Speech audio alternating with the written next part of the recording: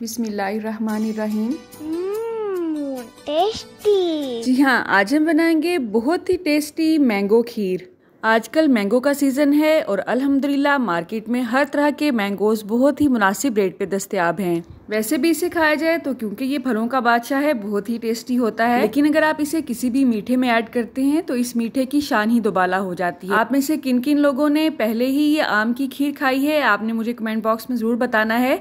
और अगर आज का ये न्यू आइडिया आपको अच्छा लगा हो तो आपने वीडियो को लाइक और शेयर ज़रूर करना है। तो चलें आज की इस रेसिपी का आगाज़ इस दुआ के साथ करते हैं कि अल्लाह आप सबका दस्तरखान से जाए रखे और हम सबको सेहत और ईमान का रिज़्क़ अता फरमाए। तो मैंने यहाँ पे 1 कप चावल लिए हैं। रात भर के लिए इन्हें भिगो के फ्रिज में रख दिया था। आपने 1 से 1.5 घंटे के लिए कम से कम इन्हें ज़रूर भिगोना है। उसके बाद ये इस तरह नरम हो जाएंगे। इनका एक्स्ट्रा पानी हमने निकाल देना है और हाथों की मदद से ही आपने चावलों को अच्छी तरह से मसल लेना है। अब यहाँ पे मेरे पास है 2.5 किलो दूध। ऑलरेडी ये उबला हुआ है। चूल्हे पे चढ़ा के मैंने इसमें 4 अदद छोटी इलायची मुंह खोल के ऐड कर दी है। अपना मुंह आपने नहीं खोलना है, इलायची का मुंह खोलना है, ठीक है। अब इसमें हम ऐड करेंगे चावल, जिन्हें अच्छी तरह से मैंने हाथों से ही मसल लिया है। आपने देखा ये अच्छी तरह से टूट चुके हैं। आप टोटा चावल भी इसमें ऐड कर सकते हैं, लेकिन मेरा मशवरा यही है आपने अच्छी क्वालिटी के चावल लेने हैं तो ही खीर का टेस्ट भी अच्छा आएगा।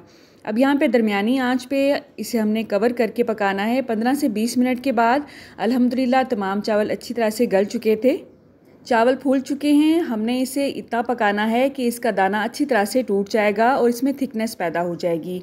इससे पहले हम इसमें चीनी ऐड करेंगे।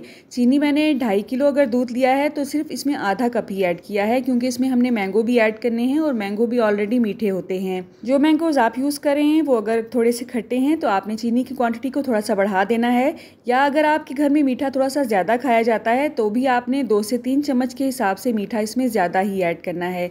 ये बिल्कुल मुनासिब मीठा है। अब यहाँ पे मेरे पास ये मशीन है, अगर आपके पास ये नहीं है तो आपने परेशान नहीं होना है।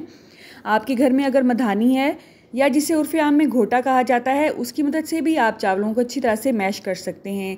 चीनी इसमें अच्छी तरह से मिक्स हो चुकी है। इसे हमने अच्छी तरह से घोटना है ताकि चावल का दाना टूट जाए और इसमें थिकनेस पैदा हो जाए। तो घोटने के बाद जब आप इसकी थिकनेस चेक करेंगे तो आप देखेंगे कि वो बहुत ही डबल हो जाएगी फ़ौरन ही, क्योंकि चावल का दाना टूटने से इसमें एक लेस पैदा होती है और जो खीर है वो हमारी ऑटोमेटिक ही गाढ़ी हो जाती है। तो अल्हम्दुलिल्लाह आप इसकी थिकनेस चेक कर सकते हैं, बिल्कुल परफेक्ट है।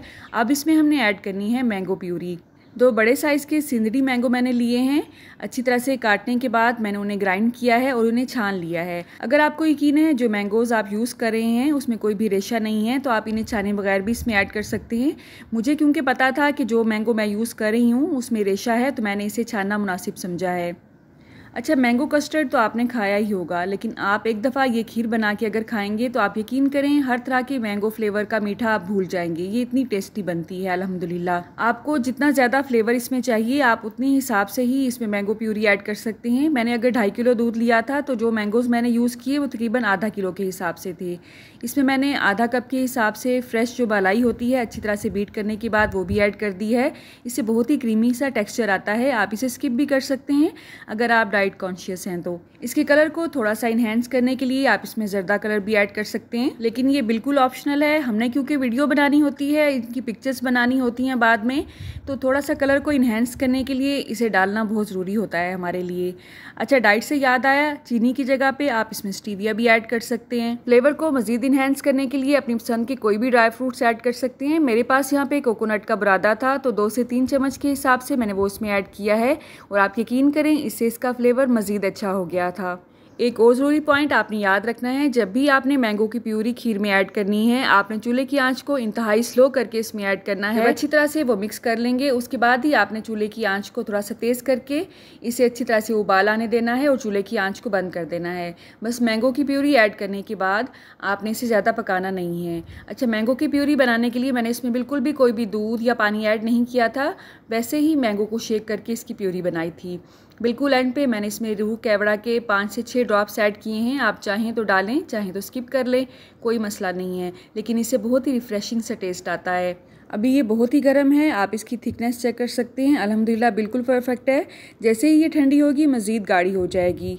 आपने इसे मुकम्मल तौर पे ठंडा करने के बाद ही सर्व करना है। पहले इसे शेल्फ पे ही रख के रूम टेम्परेचर पे आने दें। उसके बाद इसे फ्रिज में रखें कम से कम 5 से 6 घंटे के लिए। उसके बाद इसे सर्व करें। ज़्यादा जल्दी है तो कम से कम 1 से 1.5 घंटे के लिए आपने इसे फ्रीज़र में रखना है। उसके बाद ही सर्व करना है। इसे मैंने इस तरह से मैंगो चंक्स के साथ सर्व किया है। आप अपनी मर्ज़ी से इसे डेकोरेट कर सकते हैं। आम की मज़ीद रेसिपीज़ के लिए आप मेरे चैनल की प्लेलिस्ट को चेक कर सकते हैं। इंशाल्लाह बहुत ही काम की रेसिपीज़ आपको वहाँ पे मिल जाएंगी। रेसिपीज़ के अलावा रेमेडीज़ भी मेरे चैनल पे मौजूद हैं।